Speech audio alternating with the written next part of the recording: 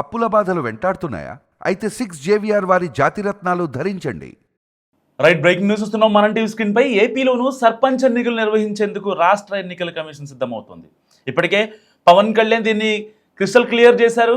ఈ విషయమై రాష్ట్ర ఎన్నికల కమిషన్ కసరత్తు ప్రారంభించేసింది. ఈ మేరకు ఉన్నతాధికారులతో ఎస్సీసీ కమిషనర్ కూడా సమీక్షా సమావేశం నిర్వహించారు. పంచాయతీలు మున్సిపాలిటీల పదవీకాలం ముగియడంతో ప్రత్యేక దృష్టి సారించింది ఏపీ సర్కార్. సో మున్సిపాలిటీలు కార్పొరేషన్ల పదవీకాలం మార్చిలో ముగిగా ఏప్రిల్తో సర్పంచ్ల పదవీకాలం ముగిసేసింది. ఇప్పటికే గ్రామ పంచాయతీల విభజన మార్పులు చేర్పులకు కూటమి ప్రభుత్వం పచ్చజెండా ఊపింది. సో ఏపీ ప్రభుత్వం గ్రామ పంచాయతీల విభజన పునర్నిర్మాణంపై నిషేధాన్ని అయితే తాత్కాలికంగా ఎత్తివేయడం జరిగింది. ఈ మేరకు పంచాయతీరాజ్ శాఖ ముఖ్య కార్యదర్శి కూడా ఉత్తర్వులు జారీ చేశారు. స్థానిక సంస్థల ఎన్నికల నేపథ్యంలో పంచాయతీలను విభజించడం, విలీనం చేయడం, పురపాలికల్లో కలపడం వంటి మార్పులకు ఈ తాజా ఉత్తర్వులు అవకాశం కల్పించాయి. ఆయా గ్రామ పంచాయతీల పాలకవర్గ సభ్యుల తీర్మానాలు, గ్రామ సభల ఆమోదంతో ఈ ప్రక్రియ కొనసాగనుంది. గ్రామ పంచాయతీలకు సంబంధించి ఆంధ్రప్రదేశ్ ప్రభుత్వం కీలక నిర్ణయం తీసుకుంది. గ్రామ పంచాయతీల విభజన పునర్నిర్మాణంపై నిషేధాన్ని తాత్కాలికంగా ఎత్తివేసింది. ఈ మేరకు సంబంధిత ముఖ్య కార్యదర్శి ఉత్తర్వులు కూడా జారీ చేశారు. తదుపరి ఆదేశాలు వచ్చేంత వరకు ఈ ఆదేశాలు ఇప్పుడు తాజాగా ఇచ్చిన ఆదేశాలు అమల్లో ఉంటాయి. సో ఈ మేరకు చర్యలు చేపట్టాలని కూడా రాష్ట్ర పంచాయతీరాజ్ గ్రామీణాభివృద్ధి శాఖ కమిషనర్కు ఆదేశాలు జారీ చేశారు ఎస్సీసీ. అయితే స్థానిక ఎన్నికలకు ముందు గ్రామ పంచాయతీల్లో గ్రామాలను విలీనం చేయడం, విభజించడం వంటి మార్పులు చేర్పులకు అవకాశం కల్పిస్తుంటారు బేసిక్గా. సో ఆంధ్రప్రదేశ్లో సర్పంచ్లు, ఎంపీటీసీ, జెడ్పీటీసీ సభ్యుల పదవీకాలం 2026 మార్చి నాటికి ముగిసింది. దీంతో ఎన్నికల నిర్వహణకు రాష్ట్ర ఎన్నికల కమిషన్ సిద్ధమవుతోంది. ఈ క్రమంలోనే ప్రభుత్వానికి రాష్ట్ర ఎన్నికల కమిషనర్ గత అక్టోబర్ 22న లేఖ రాశారు. గ్రామ పంచాయతీ విభజనపై ఉన్న నిషేధాన్ని ఎత్తివేయాలని లేఖలో పేర్కొన్నారు. అయితే ఎన్నికల సంఘం కమిషనర్ రాసిన లేఖపై ప్రభుత్వం సానుకూలంగా స్పందించింది. గ్రామ పంచాయతీల విభజనపై ఉన్న నిషేధాన్ని తాత్కాలికంగా ఎత్తివేసింది. ఏపీలో పంచాయతీ పాలక వర్గాల గడువు ఏప్రిల్ 2, 2026 వరకు ఉండడంతో జనవరిలో ఎన్నికలు నిర్వహించాలన్న ప్రభుత్వం ఆలోచన మారింది. సో పాలక వర్గాల పదవీకాలం ముగిసిన తర్వాతే ఎన్నికలు నిర్వహించాలని నిర్ణయించారు. దీంతో అక్టోబర్లోపే పంచాయతీ ఎన్నికలు జరుగుతాయి. వాస్తవానికి జనవరిలోనే ఎన్నికల నిర్వహణకు ప్రభుత్వం కసరత్తు మొదలుపెట్టి రాష్ట్ర ఎన్నికల సంఘానికి సూచనలు కూడా ఇచ్చింది. అయితే కొన్ని రాజకీయ సాంకేతిక అంశాల కారణంగా ఎన్నికలు ఆలస్యం అయ్యాయి. ప్రభుత్వం తాజాగా జారీ చేసిన ఉత్తర్వుల ప్రకారం ఒక పంచాయతీని 2గా విభజించడం, ఒక పంచాయతీలో ఉన్న గ్రామాలను మరో పంచాయతీలో కలపడం, లేదా 2 పంచాయతీలను విలీనం చేయడం వంటివి చేయడానికి అవకాశం ఏర్పడింది. అంతేకాకుండా పంచాయతీలను వాటి సమీప పుర నగరపాలక సంస్థల్లో కలపడం వంటివి చేయడానికి వీలు కలుగుతుంది. అయితే ఈ మార్పులు చేయాలంటే పాలకవర్గ సభ్యుల తీర్మానాలు చేయాల్సి ఉంటుంది. సో పాలకవర్గం లేని పంచాయతీల్లో స్పెషల్ ఆఫీసర్ ఆధ్వర్యంలో గ్రామ సభలు నిర్వహించి తీర్మానాలు ఆమోదించాల్సి ఉంటుంది.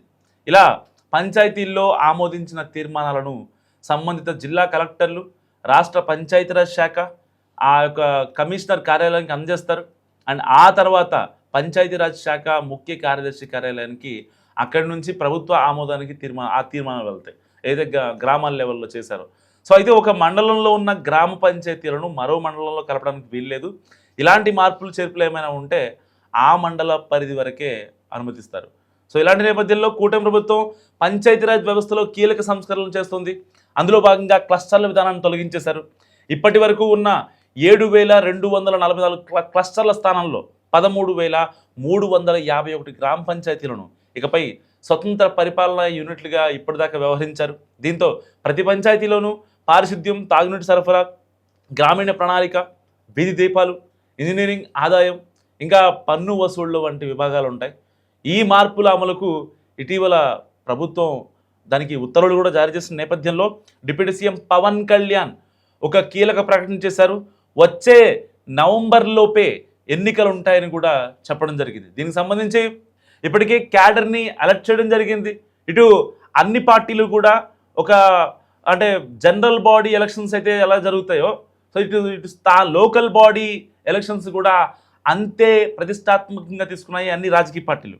సో ఎట్టి పరిస్థితుల్లో నవంబర్ లోపే ఎలక్షన్స్ ఉంటాయి. సో సరిగ్గా 2 నెలలు కూడా గట్టిగా టైం లేదు. ఇప్పటికే కూటమి జనరల్ బాడీ ఎలక్షన్స్లో క్లీన్ స్వీప్ చేస్తుంది కాబట్టి ఇటు లోకల్ బాడీ ఎలక్షన్స్లో కూడా క్లీన్ స్వీప్ చేయాలని చెప్పి చాలా గట్టిగా చూస్తున్నటువంటి నేపథ్యం. సో ఇలాంటి తరుణంలో ఇప్పుడు వైఎస్ఆర్సీపీ అయితే ప్రతిపక్షంలో ఉన్నటువంటి వైఎస్ఆర్సీపీ కూడా చాలా గట్టిగా ప్లాన్ చేస్తుంది.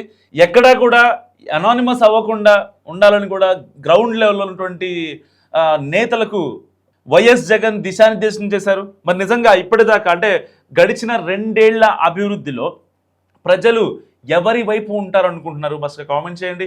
అంతేకాకుండా ఇటు అంటే జనరల్ బాడీలో ఎవరైతే ఎక్కువగా సీట్లు సంపాదిస్తారో వాళ్ళకి లోకల్ బాడీలో కూడా వాళ్ళకి వచ్చే అవకాశం ఉంటుంది. ఫర్ ఎగ్జాంపుల్ ఇక్కడ హైదరాబాద్లో జిహెచ్ఎంసీ తీసుకోండి, ఇక్కడ స్టేట్లో అంటే లేకపోతే బై ఎలక్షన్ అయినా తీసుకోండి. సో ఆల్మోస్ట్ అక్కడ ఎక్కడైతే ఆ పార్టీ ఉంటుందో, విన్నింగ్ పార్టీ ఉంటుందో ఆ విన్నింగ్ పార్టీకే ఓటేస్తారు.